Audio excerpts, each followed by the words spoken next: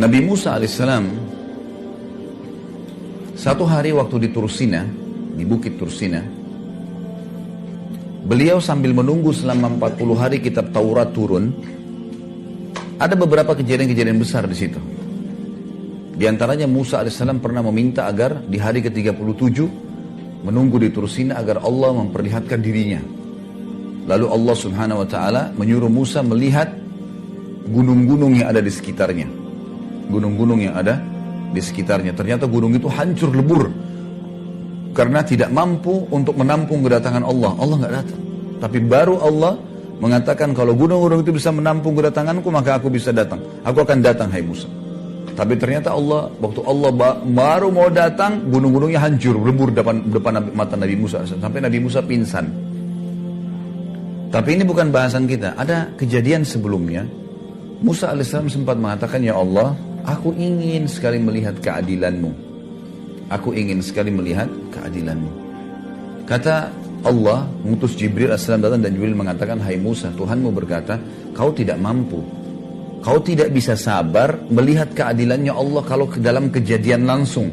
Ada kejadian terjadi, kamu akan sulit untuk bisa sabar untuk menunggu itu. Karena ada prosesi-prosesi dalam kasus-kasus yang ada. Kata Musa, saya akan coba sabar dengan taufik dari Allah. Baiklah. Allah setuju, dikasih ke Musa alaihissalam. Maka Musa alaihissalam disuruh pergi ke salah satu mata air. Di sekitar gunung Tursina, padang pasir, gunung-gunung batu, nggak ada orang di situ. Tapi ada mata air, airnya ngalir. Musa alaihissalam disuruh oleh Allah ke situ, nggak buat apa-apa. Situ aja duduk, udah saksikan saja apa yang terjadi. Nggak lebih daripada itu. Maka yang terjadi adalah Musa alaihissalam lihat dari jauh. Nggak lama kemudian ada orang datang nunggangin kuda. Orang ini datang nunggangin kuda, dia haus, dia turun ke mata air itu. Orang ini nggak lihat Musa alaihissalam. Musa alaihissalam di tempat yang tersembunyi. Maka Musa alaihissalam melihat orang ini turun, minum air, ternyata di pinggang sebelah kirinya orang ini ada kantong isinya uang. Ya. Cukup banyak. Rupanya waktu dia minum, jatuh terlepas dari pinggulnya dan dia tidak pinggangnya dan dia tidak sadar. Dia naik tunggangi kudanya, dia pergi. Ini orang yang pertama, Musa saksikan alaihissalam. Yang kedua, orang yang kedua datang anak kecil. Belum balik, umur 9-10 tahun datang, minum air di situ. Dia lihat ada kantong duit, dia ambil sama anak itu kecil pergi. Baik. Musa alaihissalam lihat. Sudah selesai, datang orang ketiga. Orang buta, matanya sudah tua. Datang, dia dengar suara air, dia mampir, dia minum air di situ. Dia wudhu mau sholat. Tapi Allahu a'lam, ini riwayatnya memang dikatakan mau sholat. Bagaimana sholatnya dulu mereka di zaman Nabi Musa alaihissalam, Allahu a'lam ini. Apakah sama dengan kita sekarang, jumlah rakaatnya, kan namanya kita nggak ngerti. Karena nggak ada penjelasan, yang penting di zaman dulu ada sholat gitu kan. Baiklah, orang buta ini wudhu mau sholat. Ternyata orang yang pertama tadi penunggang kuda kembali. Dia tanya si buta ini, kakek tua, kakek buta, kamu lihat nggak duit saya di sini? Saya buta, mau lihat apa? Kamu pasti ambil, kamu pasti lihat, karena tidak ada orang lain. Ini padang pasir. Pasti kamu yang ambil. Enggak, geledah aja barang saya.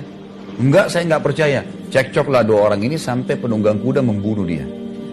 Si buta dibunuh. Dia lihat kiri kanan tidak ada orang. Kemudian dia naik tunggangi kuda, dia pergi. Dianggap sudah uangnya hilang. Baik. Sekarang kira-kira menurut kita ini, ibu-ibu sekarang di sini, siapa yang salah, siapa yang benar nih? Dalam kasus seperti ini. Musa alaihissalam saksikan ya. Dalam pandangan Musa alaihissalam mungkin sama dengan kita. Yang salah anak kecil. Kenapa? Karena kalau anak kecil tidak ambil duit itu, nggak terjadi sih ini bertengkar, ini membunuh kan?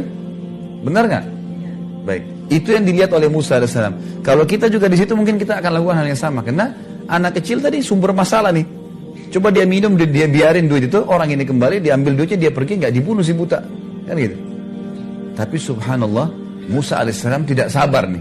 Kok ini ribut, ini bunuh, ini pergi, selesai. Anak kecil itu enak saja main pergi. Datang Jibril, dia mengatakan, Musa mengatakan, ya Allah, saya nggak bisa sabar. Turun, Jibril alaihissalam mengatakan, hai Musa, Tuhanmu mengirimkan salam padamu dan mengatakan, memang kamu tidak bisa sabar. Kau tidak akan sabar. Kalau mau melihat, mau menilai keadilan Allah sulit. Baiklah, Tapi ceritanya seperti ini, hai Musa, diceritakanlah. Yang benar dari 3 orang itu, si anak kecil. Justru yang dianggap Musa salah, itu yang benar. Gimana ceritanya, kata Musa alaihissalam? Kata Jibril alaihissalam, kita bicara sekarang tentang ayahnya si anak. Anak ini kecil, ini rupanya punya ayah. Ayahnya mati dibunuh oleh orang. Ayahnya sebelum dibunuh oleh orang, dia pernah menjadi pegawainya penunggang kuda itu. Dan penunggang kuda itu pernah tidak memberikan gaji ayahnya si anak. Dan subhanallah, sebentar. Jumlah uang yang dia tidak kasih, sejumlah yang ada di kantong itu. Jadi penunggang kuda tidak pernah berpikir sebelumnya, kenapa dia meletakkan uang sejumlah itu. Dia tidak pernah berpikir mampir di mata air itu minum dan jatuh duitnya. Dia nggak pernah berpikir. Dia tidak bertemu sama si anak kecil dan tidak tahu kalau ini anaknya dulu pegawai dia tidak kasih gaji. Dia tidak pernah kenal anak kecil ini, ambil pergi. Anak ini juga belum balik. Nggak ada hukum syar'i pada dia. Maka kata Jibril alaihissalam, karena ayahnya si anak itu terzalimi oleh si penunggang kuda, maka Allah dengan keadilannya memberikan haknya orang yang terbunuh, ya si ayahnya si anak ini, kepada ahli warisnya.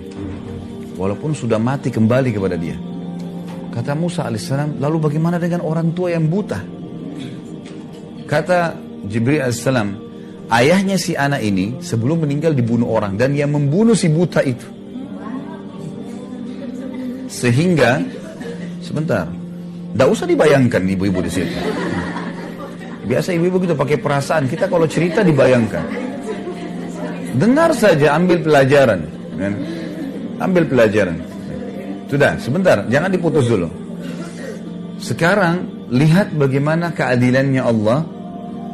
Ayah si fulan yang tadinya dia dizalimi, ayahnya si anak, Allah kembalikan haknya kepada ahli warisnya dari orang yang menzaliminya, dan orang yang membunuhnya dibunuh oleh orang zalim. Langsung Musa alaihissalam mengatakan, luar biasa keadilan Allah. Gimana kita manusia? Ini baru satu kasus ya. Berapa banyak kasus di muka bumi ini? Kasusnya manusia beda, kasusnya jin beda, kasusnya hewan beda, yang sampai pada hari kiamat, kata Ibnu Katsir rahimahullah, menukil sebuah riwayat, Allah dengan kemahaadilannya nanti hari kiamat akan menghakimi domba yang bertanduk kenapa menanduk hewan yang tidak bertanduk. Hewan Allah adili nanti dengan keadilannya. Apa yang kita bisa ambil dari kisah ini? Kalau semua kita di bawah pengawasan Allah Sang Pencipta.